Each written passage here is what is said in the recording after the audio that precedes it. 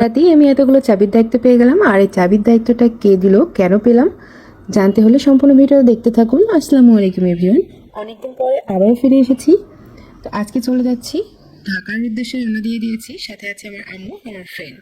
তো আমরা সবাই মিলে এই ঢাকার উদ্দেশ্যে রওনা দিয়ে দিয়েছি। আর এখন চলে এসলাম আমাদের বাসের কাছে। আর বাসে আমাদের লাগেজটা উঠিয়ে দিলাম আর ব্যাগটা উঠিয়ে দিয়ে এখন যে যার মতো সিটে বসে গেলাম। অলরেডি আম্মু বসে গেছে, আমিও বসে পড়লাম। আর সাথে করে কিছু চিপস আর কোল্ড ড্রিঙ্কস নিয়ে নিলাম। আমাদের জার্নিটা বেশ কিছুটা লং জার্নি বলা যায়, কারণ যশোর টু ঢাকা জার্নি বেশ লং জার্নি। তো কিছুক্ষণ পরে আমাদের বাসটা ছেড়ে দেয় আর যাত্রা বিরতি হয় আমাদের গোপালগঞ্জে এসে। তো গোপালগঞ্জের এই জায়গাটা বেশ সুন্দর ছিল। তো একটু রিফ্রেশমেন্টের দরকার আছে, তার জন্য বাইরে একটু নেমে পড়লাম, হাওয়া বাতাস গায়ে লাগাচ্ছিলাম। তো সামনে এই দোকানটা দেখে খোঁজ করছিলাম যে চা কফি কোনো কিছু পাওয়া যাবে কিনা। তো ওই ভাইটা বললো যে হ্যাঁ, চা কফি সবই হবে। তো একটা চা একটা কফি অর্ডার করে দিলাম আর আমি আমার ফ্রেন্ড শেয়ার করে এটা খেলাম। আর ওইদিকে আম্মু বাসেই বসা ছিল, আম্মু আর বাস থেকে নামেনি। চা কফি কোনো কিছু খাবে কিনা জিজ্ঞাসা করলাম, আম্মু বললো না, আমি গরম কোনো কিছু খাবো না। আম্মু এবার চা কফি কোনো কিছুই খায় না, খাইলে বলে গ্যাসের সমস্যা হয়। আর জোরও করলাম না, যেহেতু আম্মু লং জার্নি করবে। আর আজকে আমি কোথায় যাচ্ছি সেটাই কিন্তু আপনাদের সাথে শেয়ার করা হয়নি। তো যাই হোক, সেটা আমি পরে বলবো। আর এই জায়গাটা কিন্তু খুবই রিফ্রেশমেন্টের একটা জায়গা ছিল, নিট অ্যান্ড ক্লিন ছিল জায়গাটা। তারপর আমাদের যাত্রা বিরতি শেষ হয়, আমরা আবার বাসে উঠে পড়ি। আমাদের যাত্রা আবার শুরু হয়। আর এখন আছি আমরা পদ্মা সেতুতে, প্রায় আমাদের জার্নি শেষ হওয়ার পথে। আর আমরা এখন চলে এসেছি আমাদের গন্তব্যস্থানে। এখন বাজে রাত 3:30, কি তারও একটু কম হবে। আমরা পৌঁছে যাই এয়ারপোর্টে। তো বাস থেকে নেমে আমরা সামনের দিকে এগিয়ে যাচ্ছিলাম। আর যাওয়ার পরে চলে আসলাম আমরা 1 নম্বর টার্মিনালে। আর এসে এখানে বসে আমরা রেস্ট করি। আমরা প্রায় 5 থেকে 6 ঘন্টা আগে এয়ারপোর্টে এসে পৌঁছাই। আমরা রাইট টাইমে আসতে পারতাম, কিন্তু ব্যাপারটা একটু রিস্কি হয়ে যেত, যার জন্য আমরা একটু আর্লি আসছি। কারণ এই টাইমটা ছিল ইজতেমার টাইম, অনেক অঞ্চল থেকেই মানুষ ইজতেমাতে যায়। আর ভেবেছিলাম এই টাইমে পথে একটু জ্যামে পড়তে পারি, যার জন্য আমরা একটু আর্লিই উঠি। যাই হোক, কথা বলতে বলতে এবার চলে আসি আমার মূল কথায়। দিনটা হলো 7 ফেব্রুয়ারি আর এই দিন ছিল আমার আম্মুর ফ্লাইট। আম্মু চলে যাচ্ছিল ট্যুরিস্টে মালয়েশিয়াতে।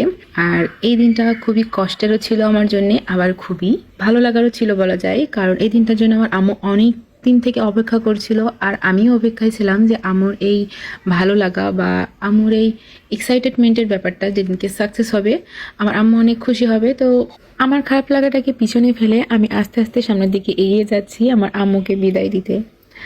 আর এই বিদায়ের সময়টা যে কতটা কষ্টের হতে পারে, যে বিদায় দেয় শুধু সেই জানে। আর তবে আমি চেষ্টা করেছি আমাকে হাসিমুখে বিদায়টা দেওয়ার, কারণ আম্মুর 22 থেকে 25 দিন মতো হয়েছে, একটা অপারেশন করা হয়েছে। আমি চাচ্ছিলাম না আর ভেঙে পড়তে, কিন্তু লাস্ট পর্যায়ে যখন আম্মু আর সিরিয়ালে ছিল আর 2 জনের পরে, তখন আমি নিজেকে আর কন্ট্রোল করতে পারছিলাম না। খুবই কষ্ট হচ্ছিল, মনে হচ্ছিল এই তো আর 1 মিনিট পরে গেটটা পার হলে আম্মুকে আর দেখতেও পাবো না, ছুঁইতেও পাবো না, আমার ধরা ছোঁয়ার বাইরে চলে যাবে। তো আমার ফ্যামিলি বলতে মা, বাবা, ভাই আর আমি মিলেই, মা চলে যাওয়ার পরে পুরো ফ্যামিলি ছাড়া আমি একাই হয়ে যাচ্ছি। তো খারাপ লাগাটা একটু স্বাভাবিক, আর এই জন্য একটু বেশি খারাপ লাগছিল। আর এই লাস্ট পর্যায়ে আম্মু অনেক কিছু বলছিল আমার, যে ভালো করে খাওয়া দাওয়াটা করিস, খাবার দাবারটা একটু ঠিকঠাক করে খাস। আমি একটু বেশি উল্টোপাল্টা খাবার খাই। এমনকি আম্মুর বিদায়ের এই সময়েও আমি অসুস্থ ছিলাম শুধুমাত্র এই কারণেই। যাই হোক, বিদায়ের একেবারে লাস্ট স্টেপে আমি আমার হাত থেকে ট্রলিটা নিয়ে আমার আম্মুর হাতে দিয়ে দিলাম।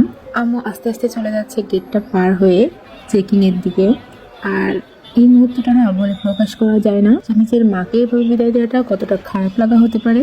আমি সামনে দাঁড়িয়েছিলাম, আম্মুর চেকিং পর্যন্ত আমি তাকিয়েছিলাম যে চেকিং হওয়ার পরেই তো চলে যাবে ইমিগ্রেশনে। আমি দাঁড়িয়ে দেখছিলাম যে কতক্ষণ পর্যন্ত আম্মু চেকিং এ থাকে। এরপর যারা সিকিউরিটি ম্যান ছিল তারা তো মোটেই সামনে ভিড় করতে দিচ্ছিল না, দাঁড়াইতেও দিচ্ছিল না। বলছিল যে আপনারা রাস্তার অপোজিটে চলে যান, আপনাদের যাতে প্যাসেঞ্জার চলে গেছে, আপনারা আর ভিড় করেন না। কিন্তু মন তো মানে না, তারপরেও দাঁড়িয়েছিলাম যতক্ষণ পর্যন্ত আম্মুর চেকিং চলছিল।